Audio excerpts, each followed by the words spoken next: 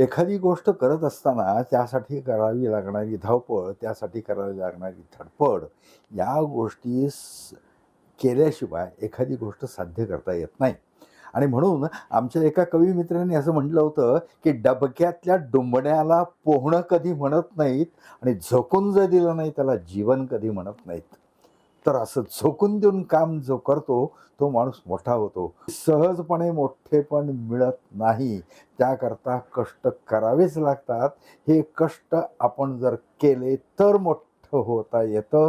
हे प्रत्येक विद्यार्थी मित्रांनी लक्षात घ्यावं आणि ही चुटकीसरशी प्रसिद्धी, चुटकीसरशी मोठेपण होत नसतं.